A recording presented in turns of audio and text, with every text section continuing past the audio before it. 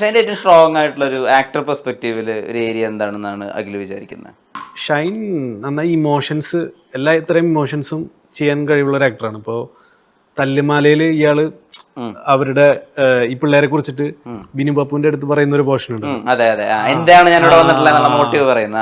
അങ്ങനത്തെ ക്യാരക്ടേഴ്സ്, അങ്ങനത്തെ സീൻസ് ഒക്കെ ഷൈനിൽ നിന്ന് കാണാൻ ഭയങ്കരമായിട്ട്, അങ്ങനത്തെ കഥാപാത്രങ്ങൾ കാണാനൊക്കെ ഭയങ്കര ആഗ്രഹമുണ്ട്. അപ്പൊ ഇമോഷൻസ് ഒക്കെ ഭയങ്കരമായിട്ട് ചെയ്യാൻ കപ്പാസിറ്റി ഉള്ള ഒരു ആക്ടറാണ്. ഗാംഗ്ബിൽ ഷൈൻ്റെ ഡാൻസ് ഉണ്ടോ? ഡാൻസ് ഇല്ല, ഫൈറ്റ് ഉണ്ട്. മ്യൂസിക് വീഡിയോ ആണെങ്കിലും ഫൈറ്റ് ആണ്. ഡാൻസ് ഞാൻ ആഗ്രഹം ഉണ്ടായിരുന്നു, പക്ഷെ ഈ ഒരു കഥയിലേക്ക് അത് മാച്ച് ആവില്ല. ഡാൻസ് എന്ന് പറഞ്ഞാൽ ക്ലാസിക്കൽ മുതൽ ഭരതനാട്യം എല്ലാ പരിപാടി. ഞാൻ ഡാൻസ് പാർട്ടി എന്നുള്ള സിനിമയുടെ ഒരു ക്ലിപ്പ് കണ്ടു. അപ്പൊ എല്ലാവരും അതില് ഷൈൻ ഡാൻസ് ചെയ്യാൻ പോകുന്നു ഒരു സീൻ ബിൽഡപ്പ് ഉണ്ട് അതിൽ. അപ്പോൾ ഈ ആളുകളൊക്കെ തന്നെ പ്രതീക്ഷിച്ചിരിക്കുന്നത് ഷൈൻ ഇത് മോശമാക്കും, അതിനുവേണ്ടി നമുക്ക് കാത്തിരിക്കാം. പക്ഷെ ഷൈൻ അത് വളരെ നന്നായിട്ടാണ് ചെയ്യുന്നത്. അത് വല്ലാതെ സർപ്രൈസ് ആയിരുന്നു ആ സമയത്ത്. അല്ലെങ്കിൽ എന്നെ പഠിപ്പിച്ച മാഷ് അപ്പന്നെ വിളിക്കുന്നത്. മാഷ് മരിച്ചു, രാജമാഷ് എന്നാണ് പേര്. പിന്നെ ബാലമാഷ് എന്ന് പറഞ്ഞൊരു മാഷം പഠിപ്പിച്ചു. ഞാൻ സ്കൂൾ കലോത്സവങ്ങളിൽ പങ്കെടുക്കാം. അന്ന് സ്കൂൾ കലോത്സവങ്ങൾ വഴിയേ സിനിമയിൽ കയറാൻ പറ്റുള്ളൂ. വിനീതും മോനിഷയും മഞ്ജു വാര്യറും എല്ലാവരും. അപ്പൊ സിനിമയിൽ കയറാൻ വേണ്ടിയിട്ടാണ് നമ്മള് യുവജനോത്സവങ്ങളിൽ പങ്കെടുക്കണം. യുവജനോത്സവങ്ങളിൽ പങ്കെടുത്താൽ പോലെ കലാപ്രതിഭയോ കലാതിലകോ ആവണം. കലാപ്രതിഭ ആവാൻ പറ്റുള്ളൂ. അപ്പൊ കലാപ്രതിഭ ആണെങ്കിൽ ഏതെങ്കിലും ഒരു ഡാൻസ് ഇനത്തിലും കൂടി സമ്മാനം കിട്ടണം. അപ്പൊ മോണാക്ടും കഥാപ്രസംഗം ഒക്കെ നമ്മൾ ചെയ്യും. പക്ഷെ ഡാൻസ് എന്തെങ്കിലും കളിക്കണ്ടേ? അതിനു വേണ്ടിയിട്ട് 4ാം ക്ലാസ് മുതൽ അഭ്യസിച്ചതാണ് ഭരതനാട്യം, മോഹിനിയാട്ടം, കുച്ചിപ്പുടി. ഡാൻസ് ചെയ്യുന്ന ഒരു ഷൈനെ ഏതെങ്കിലും മ്യൂസിക് വീഡിയോയിൽ പ്രസന്റ് ചെയ്യാൻ പറ്റുമോ? അതിനുള്ള സ്കോപ്പ് ഉണ്ടോ? അതല്ല പറഞ്ഞു മൈക്കിൾ ജാക്സന്റെ മ്യൂസിക് വീഡിയോയിലല്ല, പടം ചെയ്യുന്ന സമയത്ത് പാട്ടും ഫൈറ്റ് ഒക്കെ ആയിട്ട് അങ്ങനെ ഭീഷ്മപർവ്വത്തിൽ അങ്ങനെ ഒടിഞ്ഞു വരുന്നില്ലേ? അതൊക്കെ ശാസ്ത്രീയമായി പഠിച്ചത് കൊണ്ടല്ലേ. അതേപോലെ തല്ലുമാലയുടെ ഡാൻസ്. ഒരു അഭിനേതാവിന്റെ ബേസിക് ആയിട്ടുള്ള സംഭവങ്ങൾ താളലയങ്ങളാണ് വേണ്ടത്. അതായത് സംഗീതവും പാട്ടും വളരെ ഇമ്പോർട്ടൻ്റ് ആണ്. അത് ചിലവർക്ക് ജന്മനാ കിട്ടും, ചിലവർ അഭ്യസിച്ച് നേടും. ഈ അഭിനയത്തിന് വേണ്ട 2 ഉപകാരപ്പെടുന്ന 2 കലകൾ. ബാക്കി ഒരുപാട് കലകളുണ്ട്, പക്ഷെ ഇതാണ് ബേസ് ആയിട്ട് വേണ്ടത്. അതുകൊണ്ട് നൃത്തം അറിയുകയാണെങ്കിൽ കുറച്ച് ഉപകാരം ഉണ്ടാവും. പക്ഷെ മമ്മൂക്കനെ പോലത്തെ ഒരു ആക്ടർക്ക് അത് അധികം വഴങ്ങാതെ കൂടി, പക്ഷെ അദ്ദേഹം നല്ലൊരു മികച്ച അഭിനേതാവ് ആയിക്കൊണ്ടിരിക്കുന്നു. അത് അത്രയും ഹാർഡ് വർക്ക് ചെയ്തിട്ടാണ്. ഈ ഒരു പ്രോസസ്സിനെ അത്രയും ട്രെയിൻ ചെയ്ത് മൂവി എന്ന് പറയുന്നത് ഒരു പ്രോസസ്സാണല്ലോ. പല ഭാഗങ്ങൾ പല സമയത്ത് ഷൂട്ട് ചെയ്ത് വളരെ വ്യക്തമായി കറക്റ്റായി കണ്ടിന്യൂറ്റിയിൽ താങ്കൾ മികച്ച നടന്മാരാണെന്ന് ആളുകളെ തെറ്റിദ്ധരിപ്പിക്കുന്ന അല്ലെങ്കിൽ തോന്നിപ്പിക്കുന്ന ഒരു പ്രോസസ്സാണ് മേക്ക് ബിലീഫ്. അതില് അഗ്രഗണ്യനാണ് ഇവര്, ഈ മികച്ച അഭിനേതാക്കൾ, സിനിമയിലെ അഭിനേതാക്കൾ. ചിലപ്പോൾ നാടകത്തിൽ അതിലും മികച്ചവരുണ്ടായിരിക്കാം, കഥകളിയിൽ അതിലും മികച്ചവരുണ്ടായിരിക്കാം. പക്ഷെ സിനിമയിൽ അത് പല ഷോട്ടുകളിലൂടെ കണ്ടിന്യൂറ്റി തെറ്റാതെ താങ്കൾ മികച്ച അഭിനേതാക്കളാണെന്ന് മേക്ക് ബിലീഫ് ചെയ്യിപ്പിക്കും. അതൊരു എക്സ്പീരിയൻസിലൂടെ നേടിയെടുക്കുന്നു. അപ്പൊ മമ്മൂക്കയുടെ കാര്യം പറഞ്ഞപ്പോഴാണ്, മമ്മൂക്കയ്ക്ക് ഇങ്ങോട്ടേക്ക് ഷൈനെ വല്ലാത്തൊരു കൺസേൺ ഉണ്ട്. മെസ്സേജുകൾ അയക്കുന്നു, വിളിച്ച് ഫോണിൽ സംസാരിക്കുന്നു. ഇത് ഞാൻ അങ്ങോട്ട് തിരിച്ചു കൊടുക്കണം എന്ന് തോന്നുന്നുണ്ടോ? ഞാൻ മമ്മൂക്കനേക്കാൾ കൂടുതൽ മമ്മൂക്കാനെ ഇഷ്ടപ്പെടുന്നവർക്കും അല്ലെങ്കിൽ എനിക്ക് ദുൽഖറിനോടുള്ള ഇഷ്ടമൊക്കെ അങ്ങനെയാ കൂടുതൽ ഉണ്ടാവുന്നത്. മനസ്സിലായ? ഞാൻ ഇപ്പോ അതെന്റെ ഒരു ഉത്തരവാദിത്വം കൂടിയാണ്. അത് മമ്മൂക്കയ്ക്ക് മാത്രമല്ല, മമ്മൂക്കയെ ചുറ്റുമുള്ളവരും മമ്മൂക്കനെ ഇഷ്ടപ്പെടുന്ന എല്ലാവർക്കും ഞാനത് തിരിച്ചു കൊടുക്കണം. എപ്പോഴാണ് മ്യൂസിക് വീഡിയോ റിലീസ് ചെയ്യുന്നത്? മ്യൂസിക് വീഡിയോ ഇപ്പോൾ പ്ലാൻ ചെയ്തിട്ടുള്ളത് അടുത്ത മാസം 2-ാം തീയതി റിലീസ് ചെയ്യണം എന്നുള്ള ഒരു പ്ലാനിലാണ്. ഈ മാസം 25-ാം തീയതിയാണ് പ്ലാൻ ചെയ്തത്. പക്ഷെ കുറച്ച് വർക്കുകളും കൂടിയും കഴിയാനുണ്ട്. അപ്പോൾ അവിടുന്ന് കുറച്ച് ചെറിയൊരു ആൽബം അതന്നെ പുള്ളി മിനുക്കി അത് വർക്കിൽ ട്രിപ്പ് ചെയ്യാണ് പുള്ളി. ഈ പുള്ളി ഒരു സെക്കൻഡ് പോലും സിഗരറ്റ് വലിക്കാൻ പോലും പോവില്ല, സിഗരറ്റ് വലി പോലും ഇല്ല. അങ്ങനത്തെ ഒരാളെ ഞാൻ പറയും, എന്താണ് നിനക്ക് ഒരു സിഗരറ്റ് വലിക്കാൻ തോന്നുന്നില്ലേ? ഞങ്ങളുടെ കൂടെ ഇപ്പോഴല്ല, മുന്നേ ചോദിക്കാറുണ്ട്.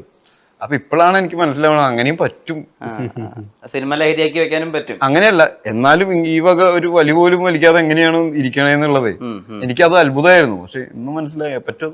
എങ്ങനെയുണ്ട് ഷൈൻ്റെ ഇതുവരെയുള്ള ജേണി? ഈ ഒരു ഡ്രഗ് ഫേസിനെതിരെ പോരാടുന്ന, പുഷ് ചെയ്യുന്ന, സ്വയം നിയന്ത്രിക്കുന്ന ഷൈനെ കാണുമ്പോൾ എന്താ തോന്നുന്നത്? ഭയങ്കര സന്തോഷം തോന്നുന്നുണ്ട്. കാരണം ഇത് ഡാഡിയും മമ്മിയും ഒരുപാടായിട്ട് ആഗ്രഹിച്ചിരുന്ന ഒരു കാര്യമാണ് ഷൈൻ്റെ ഈ മാറ്റം. ആ മാറ്റം പൂർണ്ണമായി കണ്ട ശേഷമാണ് ഡാഡി മടങ്ങിയിട്ടുള്ളത്. ഇപ്പോൾ പുള്ളിയുടെ ചികിത്സയ്ക്ക് വേണ്ടി പോകുമ്പോൾ ഡാഡി നഷ്ടപ്പെട്ടതല്ല, ഷൈൻ്റെ പൂർണ്ണമായ മാറ്റം കണ്ട് ഞങ്ങളോടൊക്കെ ഡാഡി സംസാരിക്കുമ്പോൾ ഭയങ്കര സന്തോഷത്തിലായിരുന്നു ഡാഡി. അപ്പോൾ അതുകൊണ്ട് തന്നെ സന്തോഷമുണ്ട് ഈ മാറ്റത്തിൽ. ദൈവവിശ്വാസം കൂടിയോ? ദൈവവിശ്വാസം അല്ലെങ്കിലും ഉണ്ടല്ലോ. ആ അല്ലാതെ പിന്നെ എങ്ങനെയാ നമ്മൾ അങ്ങോട്ടും ഇങ്ങോട്ടും ഈ വിശ്വാസം എന്ന് പറയുന്നതാണ്. ഉണ്ട്, ഇപ്പൊ എല്ലാ കാലത്തും ഉണ്ട്. അതെല്ലാ കാലത്തും ഉണ്ട്. അത് അമ്മയും അച്ഛനും പറഞ്ഞു തന്നിട്ടുള്ള വിശ്വാസങ്ങൾ. വിശ്വാസം ഇല്ലാതെ ഒരാൾക്ക് മുന്നേറാൻ പറ്റില്ല. ആ ആ കാരണം നമ്മളെ എവിടെ നിന്ന് വന്നു എങ്ങോട്ട് പോകുന്നു എന്നുള്ളത് നമുക്ക് വ്യക്തമില്ലാത്ത കാര്യമാണ്. അപ്പൊ നമ്മൾ വിശ്വാസത്തിലാണ് മുന്നേറുന്നത്. കുറച്ചുകൂടി കൂടുതൽ സ്പിരിച്വൽ ആവുക അങ്ങനെയൊന്നും. സ്പിരിച്വൽ ആവുക എന്ന് പറഞ്ഞു കഴിഞ്ഞാൽ എപ്പോഴും നമ്മൾ മതങ്ങൾക്ക് പുറത്തു കടന്നാലാണ് നമുക്ക് ദൈവങ്ങളിലേക്ക് എത്താൻ പറ്റുള്ളൂ. എന്നാ മതങ്ങളിലൂടെ അത് സാധിക്കുകയും ചെയ്യുള്ളൂ. നമ്മൾ പറയുന്ന എല്ലാവരും തമ്മിലുള്ള എതിർപ്പ് എന്താന്ന് വെച്ച് കഴിഞ്ഞാൽ ഈ പറയുന്നത് പോലെ ചിത്രങ്ങളിൽ ഒതുങ്ങുന്നതല്ല ദൈവം. ഈ ചിത്രങ്ങളിൽ വസ്ത്രങ്ങൾ ധരിച്ചിരിക്കുന്ന ദൈവങ്ങളെക്കാൾ ഉപരിയാണ് ശരിക്കുമുള്ള ദൈവവിശ്വാസികൾ വിശ്വസിക്കുന്ന ദൈവം. അത് പ്രഹ്ലാദരൻ പറയുന്ന പോലെ തൂണിലും തുരുമ്പിലും ഉണ്ട്. അപ്പൊ നമുക്ക് അതിനെ നിർവചിക്കാൻ പറ്റില്ല അത് എന്തായിരിക്കും അവസ്ഥ. ക്രിസ്തു പറയുന്നു ഞാൻ മുന്തിരിവള്ളിയും നിങ്ങൾ ശാഖകളുമാണെന്ന്. അതായത് നമ്മളെല്ലാം ഒന്നാണ്, ഒരു ഒന്നിന്റെ ഭാഗമാണെന്നാണ് പറയുന്നത്. അത് നമുക്ക് ഇമാജിൻ ചെയ്യാൻ പോലും പറ്റില്ല നമ്മുടെ ബോഡി വെച്ചിട്ട്. അതാണ് ഭഗവത്ഗീതയിൽ പറയുന്നത്. ഞാൻ തനി സ്വരൂപം കണ്ടപ്പോ അർജുനൻ മുട്ടൂത്തി നിന്നുപോയി എന്നാ പറയണത് ശ്രീകൃഷ്ണന്റെ, അല്ലേ?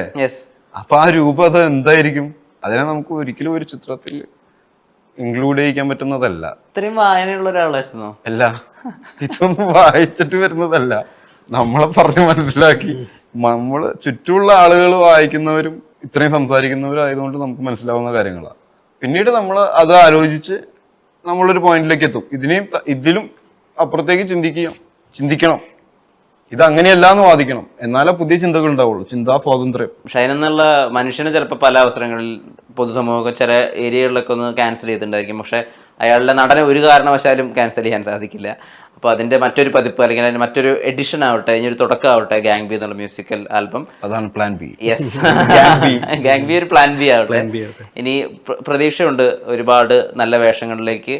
കുറെ കൂടി ഷൈൻ്റെ വാക്കുകളിൽ വേട്ടക്കാരനെ പോലെ ഉണ്ടോ മീശയില്? യെസ്, ശരിക്കും ഈ ഉണ്ടകളെ മറ്റേ ഈ ഗൺസിന് വേണ്ടി ഉപയോഗിക്കുന്ന ഉണ്ടകളെ പറ്റി പറയുന്നത്, ഓരോ മൃഗത്തിനെയും വേട്ടയാടുമ്പോൾ അയക്കുണ്ടായിരുന്ന ഒരു അഡ്രിനാലിനുണ്ടല്ലോ, ഓരോ കഥയും അവരോടത്ത് പോയി പറയുമ്പോൾ ഇന്ന ആൾ ഇന്ന പോലെ ചെയ്തത് ഫീൽ ചെയ്യുന്നുണ്ടല്ലോ. അതിന്റെ സൗണ്ട് ഡിസൈൻ ഒക്കെ ഭയങ്കര പക്കയാണ്. അതിന്റെ അതിനടുത്ത് പറയുന്ന ഒരു രാഷ്ട്രീയം ഉണ്ടല്ലോ. ഇതിലും നമ്മൾ അങ്ങനെ ഒരു വലിയൊരു ഗൺ ഉപയോഗിച്ചിട്ടുണ്ട്, ഗാങ് ബി. അതിങ്ങനെ ഒറ്റ കൈ കൊണ്ട് അടിക്കണം. ബിഗ് ബിയിലെ മമ്മൂക്ക അതല്ല, അതിന്റെ വലുത്. ഇപ്പൊ അങ്ങനത്തെ ഗൺസ് ആണല്ലോ ഫാഷൻ അല്ലേ എല്ലാ പടത്തിലും. ഞാൻ അനിമലെ കണ്ടപ്പോ ഗണ്ണിന്റെ പേരുമഴയാണ് കാണുമ്പോ തന്നെ. ഞാൻ റൈഫിൾ ക്ലബിൽ ചേരാനൊക്കെ പോയതാ. അപ്പോഴാണ് ആക്സിഡന്റ് ഉണ്ടായത്. കാരണം എനിക്ക് ഗെയിംസിലേക്ക് കോൺസെൻട്രേറ്റ് ചെയ്യണല്ലോ ഫുൾ ടൈം. അപ്പൊ ടെന്നീസ് കളിക്കാൻ പോകും, ക്രിക്കറ്റ് കളിക്കാൻ പോകും. അപ്പോ ഡാഡിയും മമ്മി പിന്നാലെ വരും ജോഗുണ്ണും. അപ്പൊ റൈഫിൾ ക്ലബിലും കൂടി ചേരാനുണ്ടായിരുന്നു. കോൺസെൻട്രേഷൻ കൂടുതൽ കിട്ടുകയും മൈൻഡിനെ എൻഗേജ്ഡ് ആക്കാൻ, ഫോക്കസ്ഡ് ആവാൻ നല്ലതാ റൈഫിൾ ക്ലബ്. ഇനിയുള്ള മികച്ച ഷൈനിങ് ആയിട്ടുള്ള പെർഫോമൻസിന് വെയിറ്റ് ചെയ്യുന്നു. രണ്ടുപേരുടെയും നേരത്തിന് ഒരുപാട് നന്ദി. ഗാങ് ബി അടുത്ത മാസം